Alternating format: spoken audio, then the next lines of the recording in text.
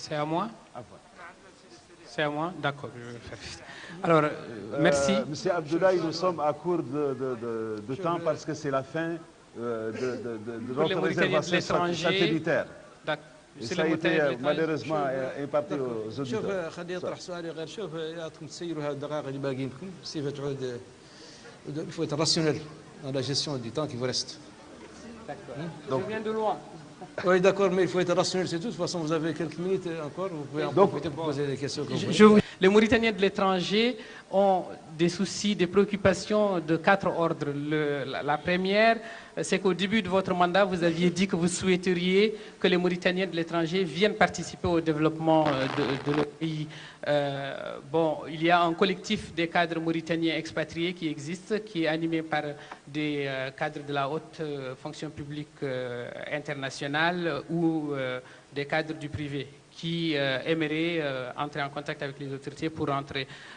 Donc, ils aimeraient savoir comment, dans quelle mesure ça peut se faire. Je crois même qu'ils ont rencontré ici 2 ministres récemment.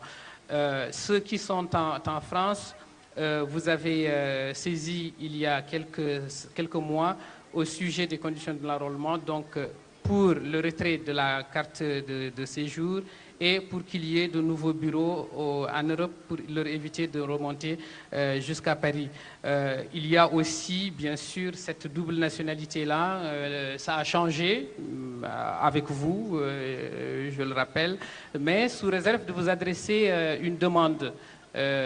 Alors, vous aviez, lors de l'entretien à Paris, dit que vous alliez alléger la procédure.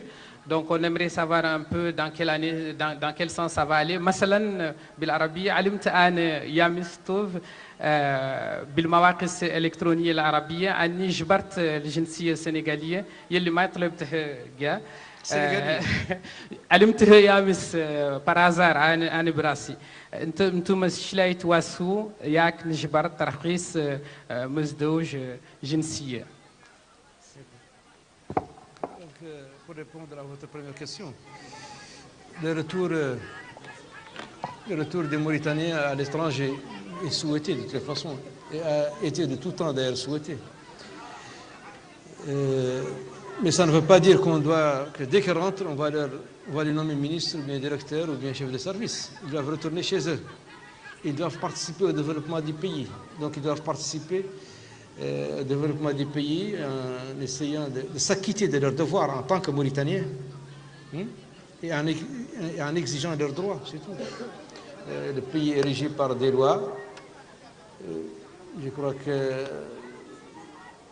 nous leur tendons la main, nous souhaitons qu'ils reviennent tous tant qu'ils le peuvent. Ils sont les bienvenus chez eux, et d'ailleurs chez eux, on ne peut pas d'ailleurs les empêcher de rentrer, et nous souhaitons qu'ils rentrent. Mais j'entends certains, par exemple, dire qu'ils souhaitent revenir, mais il faudrait qu'on leur trouve un emploi.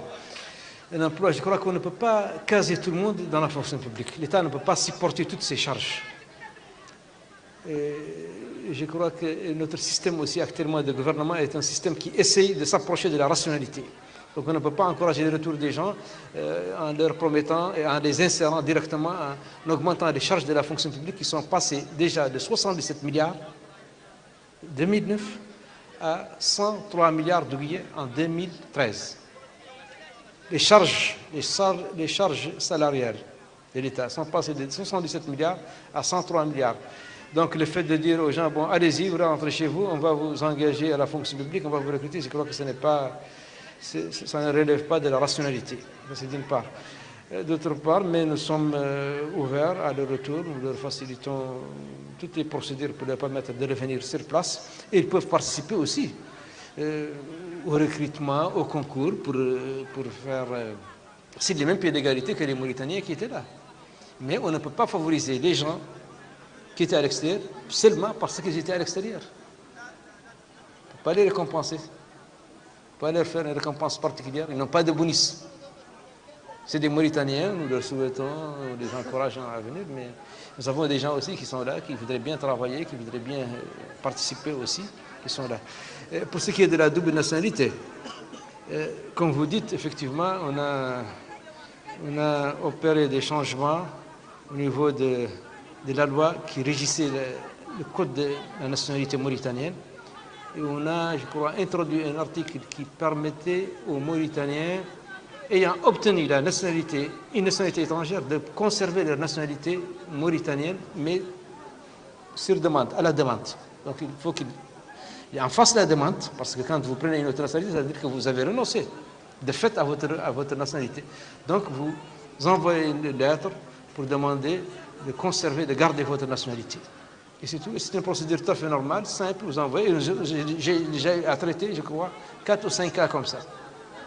4 ou 5 cas, je crois, même si non plus d'ailleurs. J'ai reçu des demandes des gens de Célibabi qui ont demandé à conserver leur nationalité mauritanienne. Et on les a envoyés pour vérifier d'abord est-ce que ce sont des Mauritaniens, que c'était des Mauritaniens à l'origine, et on est en train de leur répondre. Mais ça passe par un circuit, effectivement. Un circuit, ben, mais une fois l'accord obtenu, les choses, ça passe correctement. C'est tout. Et pour vous, je ne sais pas. Hein? Oui, le recensement à Paris. Le recensement, c'est un enrôlement. D'abord, ce n'est pas un recensement parce qu'il faut faire la différence entre recensement et enrôlement. L'enrôlement, c'est les gens qui ont des papiers, qui sont mauritaniens, qui sont à l'étranger ou bien qui sont à l'intérieur du pays. Ils viennent, ils s'enrôlent. Mais il y a des procédures pour s'enrôler. On ne peut pas enrôler quelqu'un avant que son père, ses parents ne soient enrôlés, comme on ne peut pas enrôler ses enfants avant que lui-même il ne soit enrôlé. Et c'est un processus peut-être parfois long, parfois difficile à comprendre, mais c'est un processus définitif aussi, qui une fois fait, va régler définitivement le problème. Et c'est un enrôlement qui permet un enrôlement d'ascendant à descendant. Mais une fois fait, ça garantit à la personne d'avoir ses papiers là où il peut aller, d'avoir son passeport, d'avoir sa pièce d'identité, et ses enfants d'être assurés. Et ça lui-même permet donc un siècle ou deux d'avoir un arbre généalogique d'ailleurs, parce qu'il connaîtra tous ses parents, parce que c'est dans un système biométrique qui est permanent et qui est périn, et qui est sécurisé, parce que nous avons 2 exemplaires. Si vous êtes enregistré à Paris, ou bien aux Émirats, ou bien Goraï, ou n'importe où, ça passe directement à Nouakchott, et il y a un deuxième point, c'est le territoire national, tenu secret, qui garde une copie de cette mémoire. Mais ce n'est pas un travail qu'on peut bâcler, qu'on peut faire à la hâte. Donc, il faudrait que les gens prennent conscience de cela. Et il faut qu'ils sachent que c'est un travail quand même assez complexe, mais qui est périn aussi. C'est vrai qu'à Paris, les gens ont eu des difficultés, c'est vrai. J'ai eu à discuter avec certains d'entre eux, j'ai reçu plusieurs groupes. Je leur ai écrit à l'association, on a fait toutes les facilités possibles et on est en train de continuer. Et les choses sont en train de s'arranger petit à petit avec le temps. Et c'est vrai que les gens quand même sont restés 50 ans sans papier. Certains d'entre eux sont restés 50 ans sans papier. Il faut qu'ils acceptent quand même de rester 1 mois, 6 mois, 1 année, parce que c'est qu'on règle leur problème. Et on ne peut pas tous se bousculer le même jour à la même porte et exiger d'être libérés le même jour, c'est pas possible. Quand on a attendu 50 ans, même 53 ans parfois.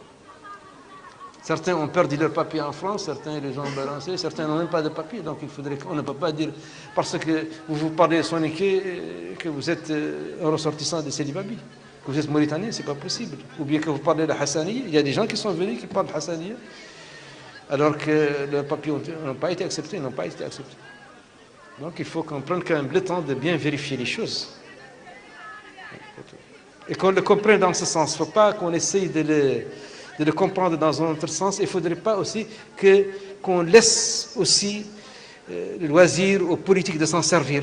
Ou des gens qui ont d'autres velléités que vous connaissez, parce que vous êtes à Paris, vous savez ce qui se passe là-bas. Pour servir. Mais notre objectif est clair là-dedans. Donc il n'y a pas de... Chaque Mauritanien aura droit à ses papiers et aura ses papiers. C'est bon.